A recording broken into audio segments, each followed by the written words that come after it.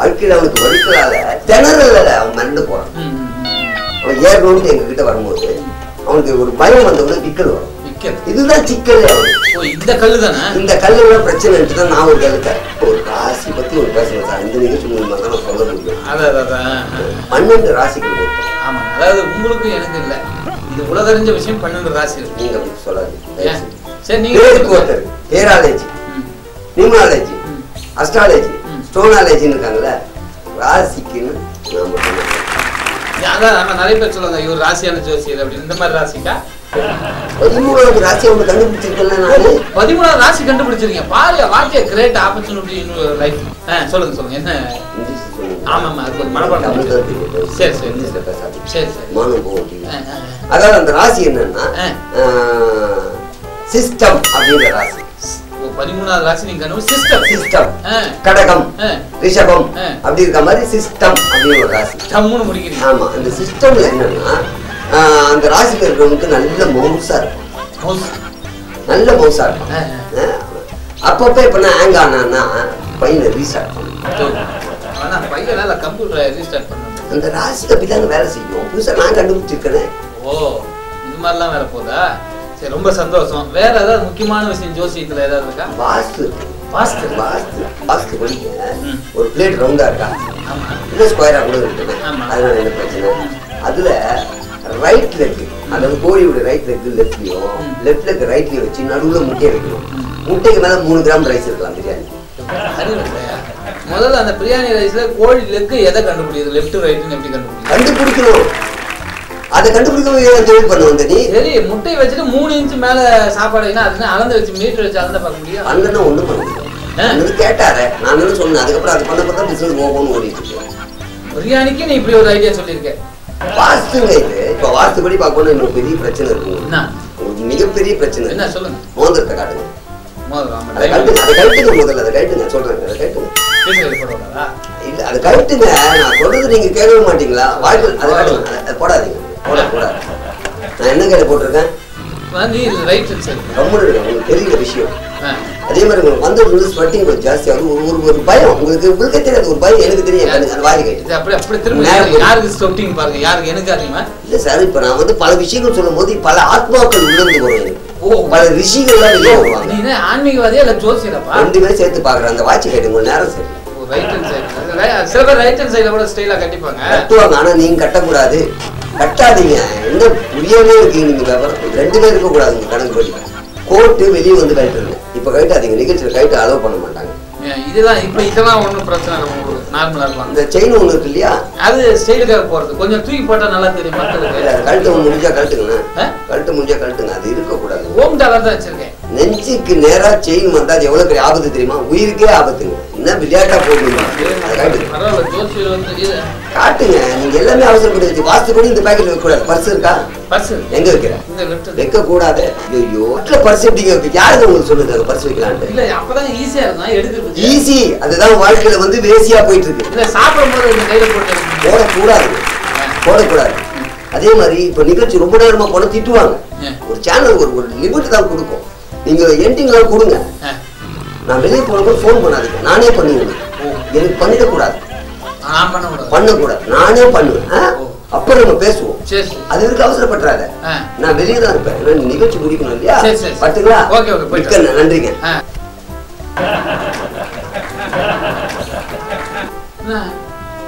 பேசிக்கிட்டே மோதிரத்தை வாங்கினாரு.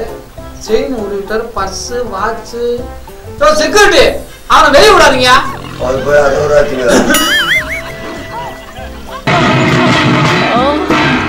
என்னடா இது? உள்ள இருக்க பழனிசாமி ஆவி படாத பாடு படுத்துதே. ஒரு குவார்டரை போட்டுட்டு உள்ள போலான்னா இந்த லுங்கி கட்டின மங்கி எங்க போனான்னு தெரியலையே.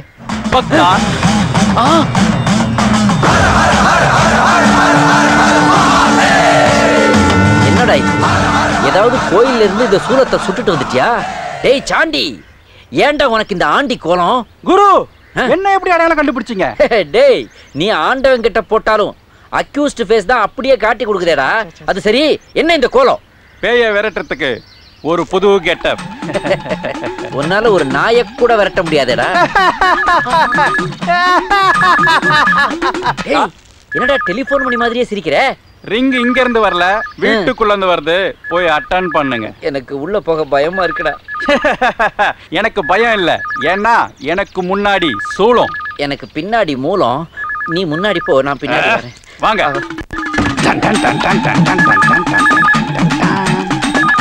ஏய், என்னடா எல்லைச்சாமி மாதிரி நிமிந்து வருவன்னு பார்த்தா எலி பிடிக்கிறவ மாதிரி குனிஞ்சு வர.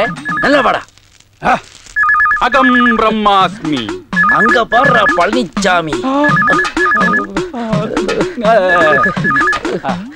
ஹலோ, யாரு பேசுறீங்கோ? நான் ஓனர் பேசுறேன். ஓனர்னா வள்ளி விலாஸ் ஓனரா, ஆனந்தா இன் ஓனருங்களா? சிங்கப்பூர்ல இருந்து உன்னோட ஹவுஸ் ஓனர் பேசுறேன்யா. சிங்கப்பூர்ல இருந்து ஹவுஸ் ஓனர் பேசுறாராம். ஹவுஸ் ஓனரா? ஆமாண்டா, பழனி பஞ்சாமிர்தம் சொல்லி பாண்டிச்சேரி பஸ் ஸ்டாண்ட்ல வாங்கின வாழைப்பழத்தை கரைச்சு கொடுத்தியே அந்த ஹவுஸ் ஓனர். உண்மையெல்லாம் கரெக்டா சொல்றாரு. அப்ப ஓனரா தான் இருக்கணும். கொய்யா ஐயா சொல்லுங்க ஐயா. வீடு எப்படி இருக்கு? வீடெல்லாம் நல்லா தாயா இருக்கு. ஆனா இடி விழுந்து எரிஞ்சு செத்து போனானே வாட்ச்மேன் பழனிச்சாமி, அவன் ஆவிதாயா அங்கிட்டு இங்கிட்டு அலமோதிக்கிட்டு இருக்குதுங்கய்யா. என்னடா இது? Special effect. அங்க யார்கிட்ட பேசுற? நான் சிவா கூட சேட் பண்ணிக்கிட்டு இருக்கேன் ஐயா. நான் சொல்றத கவனமா கேளு. அடுத்த வாரம் என் பொண்ணு சுஜாதா 2 ஃப்ரெண்ட்ஸுங்களை கூட்டிட்டு அங்க வர்றா. இங்க வருதா? நான் வேணா கிளம்பி எங்கேயாவது போயிருட்டுமா ஐயா? ஐயா, அவளையும் அவ ஃப்ரெண்ட்ஸுங்களையும் பத்திரமா பாத்துக்க, புரியுதா? ஐயா, எனக்கு சிங்கப்பூர்ல இருந்து வரும்போது சென்ட் எதுவும் வேண்டாம் ஐயா. எலக்ட்ரானிக் ஐட்டங்கள் ஏதாவது பெருசா கட் பண்ணிட்டான் ஐயா. அதுவே கட்டாச்சா இல்ல பழனிச்சாமி கட் பண்றானா தெரியல. ஏன் குரு சடனா லேண்ட் ஆயிட்டீங்க? அங்க சடனா ஒருத்தி டேக் ஆஃப் ஆகுறாடா. ஓனர் பொண்ணு சிங்கப்பூர்ல இருந்து இங்க வர்றாளாண்டா. வரட்டும் வரட்டும், வந்து பார்க்கட்டும். இந்த கன்றாவிய வந்து வேற பாக்கணுமாடா? உனக்கு என்ன பேர் பாடியோட பாண்டிச்சேரி பஸ் ஸ்டாண்ட்ல பிச்சை எடுத்து பொழைச்சிக்கிடுவேன். நான்லாம் கௌரவமா வாழ்ந்தவன் ஆச்சேடா. எவ்வளவு பெரிய வீடு, இதை நான் எப்படி அவளுக்கு காட்டுவேன்?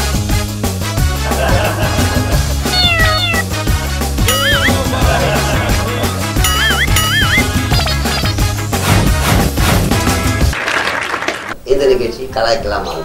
கலாய்க்கலாம் வாங்க நிகழ்ச்சியில எத்தனையோ விஐபியை பார்த்துருக்கீங்க. எனக்கு பார்க்க போற விஐபி ரொம்ப ரொம்ப ரொம்ப முக்கியமானவர். அதுதான் சொல்றேன்.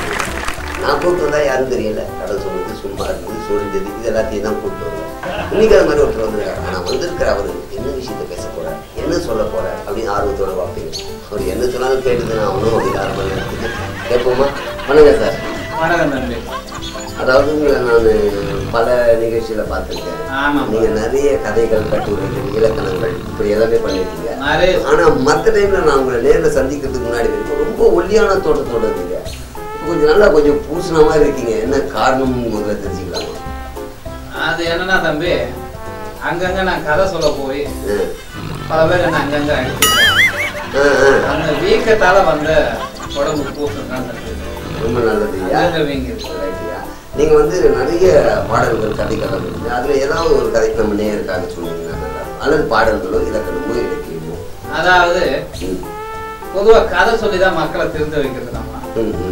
அந்த வகையில நீதி, நேர்மை, பொய், பித்ராதி உண்மையான அந்த காலத்துல நடக்கும். அதாவது கிமுக்கும் கிபிக்கும் இடப்பட்ட காலத்துல ராஜராஜ சோழன் ஒருத்தர் ஆண்டுகிட்டு இருந்தாரு. அவர் அரண்மனையில நடந்த சம்பவம்.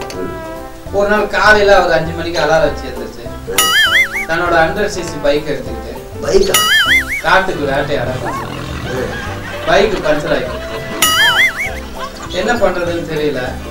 எதிர்த்தாப்புல ஒரு முடிவு வந்தாரு. எப்ப இது மாதிரி நான் பக்கத்து அரண்மனை வந்து வரேன், என் பேர் ராஜராஜ சோழன், காட்டுக்கு வேட்டையாட என்னோட 100cc பைக்கை எடுத்துட்டு வந்தேன், பஞ்சர் ஆகி போச்சு, பஞ்சர் ஓட்டுற கடை ஏதாவது இருக்கான்னு கேட்டாரு. அதுக்கு அந்த முனிவர் சொன்னாரு, என்கிட்ட வண்டி எதுவும் இல்லை, பஞ்சர் ஓட்டுறது எனக்கு தெரியாது அப்படின்னாரு. சரி பரவாயில்ல, வண்டியில இருந்தே தானமா வண்டி இருக்கு அப்படிங்கிற அந்த முனிவருக்கு நம்ம ராஜராஜன் அப்படி திரும்பி நடந்துட்டு வந்துட்டு இருந்தாரு. அதுக்கப்புறம் உடனே கல்லை மட்டும் கண்டார் கண்கள் தெரியாது அப்படின்னு எல்லாம் நீங்க வந்து போன் ரிங்டோன் நினைச்சிருப்பீங்க. அவர் செல்போன் வந்து மெசேஜ் சொன்னாரு. மூதேவி மெசேஜுக்கே பாட்டு வச்சிருந்தது. அதை எடுத்து ஓபன் பண்ணி பார்த்தா, அசோகர் is waiting, please come fast அப்படின்னு அமைச்சர் ஒரு மெசேஜ். ஆமா, உடனே படிச்சுட்டு இப்போ எப்படி போறதுன்னு தெரியாம பார்த்துட்டு இருக்கும்போது எதிர்த்தாப்புல ஒரு ஷேர் ஆட்டோ வந்தது. உடனே ஷேர் ஆட்டோவுக்கு ராஜராஜன் கையை போட்டு நிறுத்தினதும் அந்த ஆட்டோ டிரைவர்கிட்ட, எப்போ நான் பக்கத்து அரமணிலேருந்து வரேன், என்னோட பேர் ராஜராஜ் வரேன், காலையில் காட்டுக்கு வேட்டையாக என்னோட அண்டர்சிசி பைக் எடுத்துட்டு போனேன், என் பைக்கு பஞ்சர் ஆகி போச்சு, ஏற்ற அவர் முனியில் வந்தார், பஞ்சர் ஒருத்தர் கடையை காட்ட தெரியலன்னார், அதனால் பைக்கை கொடுத்துட்டேன். இப்போ நான் அரண்மனைக்கு போகணும், ஏன்னா அமைச்சர் மெசேஜ் அனுப்பிச்சிருக்காரு, சோதரி இஸ் வெயிட்டிங்க, ப்ளீஸ் கம் ஃபாஸ்ட்டுன்னு, வாட் கேன் ஐ டு அப்படின்னு கேட்டார். சரின்ட்டு அவர் அந்த ஆட்டோவில் நான் ஏற்றிக்கிறேன், ஆனால் இது சேர் ஆட்டோ கிடையாது, இப்போல்லாம் கவர்மெண்ட் ரேட்டு மாற்றிட்டாங்க, மினிமம் அமௌண்ட்டே வந்து இப்போ 30 ரூபா, உங்களுக்கு எவ்வளோ சொல்லுங்க அப்படின்னு. அதுக்கு நம்ம ராஜராஜ் சொன்னேன், இருக்கிற பணத்தை கொடுத்துட்டு பக்கத்தில் இருக்க அரண்மனை இறக்கிருந்தாரு. அதே போல் கரெக்டாக சேர் ஆட்டோ கொண்டு வந்து அரண்மனை இறக்கிட்டான். வாசலில் காவலாளி நின்றுருக்கான். காவலாளிகிட்ட போயிட்டு, எப்போ நான் தான் இந்த அரண்மனைக்கு போனேன், என்னோட பேர் ராஜராஜ் சோழன், காலையில் காட்டுக்கு வேட்டையாக என்னோட அண்டர்சிசி பைக் எடுத்துகிட்டு போனேன், பைக்கு பஞ்சர் ஆகி போச்சு, ஏத்தாவில் முனிவர் வந்தார், பஞ்சர் ஓட்டுற கடை எங்கே இருக்குன்னு கேட்டேன், அவருக்கு தெருவுன்னு சொன்னார், அதனால் பைக் அவர்கிட்ட கொடுத்தேன். ஏத்தாவில் சேர் ஆட்டோ வந்து சேர் ஆட்டோக்காரன்கிட்ட சொன்னேன், நான் தான் ராஜராஜ் சோழன், பக்கத்து அரண்மனை தான் வந்திருக்கேன், காட்டுக்கு காலையில் வேட்டையாக போனேன், பைக்கு பஞ்சர் ஆகி போச்சு, பைக்கு முனிவர்கிட்ட கொடுத்துட்டேன், என்ன அரண்மனை விட்டு பைக் இங்கே வந்து சேர்ந்துட்டேன். அதுக்குள்ளே அமைச்சர் ஒரு மெசேஜ் அனுப்பிச்சிருக்காரு, Ashok is waiting, come fast immediately, என்னப்பா அப்படின்னு கேட்டாரு. அதுக்கு அந்த காவலாளி சொன்னால், எனக்கு எதுவும் தெரியாதுங்கய்யா, உள்ள அமைச்சர் இருக்காரு, பக்கத்தில் லெஃப்ட் ரைட்டில் கொஞ்சம் ஏசி ரூம் உட்காந்துருப்பாரு, அவரை போய் பாருங்க அப்படின்னு. அமைச்சர்கிட்ட போயிட்டு, எப்போ நான் தான் ராஜராஜ் சோழன், இந்த அரண்மனை தான் போனேன், என்னோட அண்டர்சிசி பைக் எடுத்துட்டு காலையில் காட்டுக்கு வேட்டையாக போனேன், பைக்கு பஞ்சர் ஆகி போச்சு, ஏத்தாவில் முனிவர் வந்தார், பஞ்சர் கடை எங்கே இருக்கீங்க, அவருக்கு தெருவன்னார். சரின்னு பைக் அவருக்கு தானமாக கொடுத்துட்டு ஏத்தாவில் சேர் ஆட்டோக்காரங்கிட்ட போயிட்டு நான் உங்களோட மெசேஜை பார்த்தேன், சேர் ஆட்டோக்காரங்கிட்ட சொன்னேன், நான் தான் ராஜராஜ் சோழன், பக்கத்து அரண்மனை தான் வந்திருக்கேன், காலையில் காட்டுக்கு வேட்டையாட அண்டர்சிசி பைக் எடுத்துகிட்டு போனேன், பைக்கு பஞ்சர் ஆகி போச்சு, முனிவர்கிட்ட கொடுத்துட்டேன், இப்போ வந்துருக்கு பாய், எங்கப்பா அமைச்சர், நீ தானே பாய், எதுக்குப்பா இந்த மெசேஜ் எடுக்கிறேன், Ashok is waiting, please come fast, எந்த ரூமில் இருக்காரு அப்படின்னு கேட்டாங்க ராஜராஜ் சோழன். அதுக்கு அமைச்சர் சொன்னார், சாரிங்க ஐயா, ஸ்பெல்லிங் மிஸ்டேக்கு, அவங்க அசோக் இஸ் வெயிட்டிங் இல்லை, அசோக் இஸ் ஃபைட்டிங் அப்படின்னாரு. உடனே ராஜராஜ சோழனுக்கு கடுப்பாகி போச்சு. சரிப்பா, நீங்கள் இங்கே இருக்கிற போர்வெல்லாம் ரெடி பண்ணிக்க, நான் போய் சண்டை போடலாம் அப்படின்னு சொன்னார். அதுக்கு அமைச்சர் சொன்னார், தப்பாக நினச்சிக்காதீங்க, தீபாவளி போன சார் லேட் ஆனதால் எல்லாம் ஸ்ட்ரைக் பண்ணிட்டாங்க, இப்போ நீங்கள் மட்டும்தான் இருக்கீங்க, என்ன பண்ணுறது அப்படின்னு கேட்டார். கவலைப்படாத கவலைப்படாத கவலைப்படாத, நான் பார்த்துக்கிறேன் அப்படி. ராஜராஜ சோழன் தன்னோட ஆடிக்காரை எடுத்துக்கிட்டு கோயம்பேடு மார்க்கெட்டில் இருக்கிற பார்க்கிங் எடுத்துட்டு பார்க்கிங் கார்கிட்ட சொன்னாரு, எப்போ இது மாதிரி நான் ராஜராஜ சோழன் பக்கத்தாரங்க வரேன், பார்க்கிங் தான் இருக்கட்டும், சேல்ஸ் ரெப்பு மாதிரி இருக்கிறவங்கலாம் சொல்லுங்கார நீங்கள் கலை போகிறவங்க நிகழ்ச்சியில் வந்தது நம்ம உண்மைதான். ஆனால் என்னன்னு இந்த கதை இது மேலே கேட்க முடியாதுங்க, இதே மாதிரி நிறைய கலாய்ப்பாங்க, நீங்கள் நின்று கேளுங்க மட்டுங்களா. வாங்க, ரொம்ப நன்றி. ராஜராஜ சோழன் அதுக்கப்புறம் என்ன பண்ணாங்கன்னா,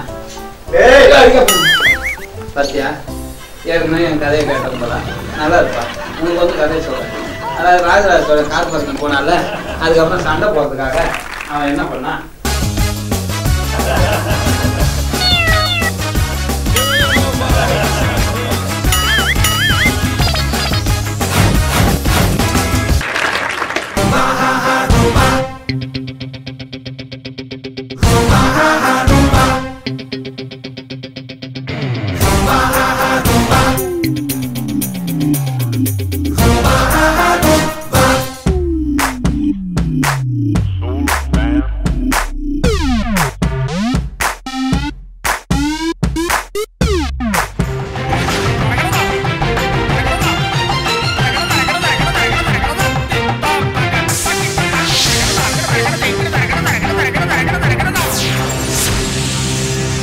நீங்கள் பார்த்து ரசிப்பது 7S மியூசிக்.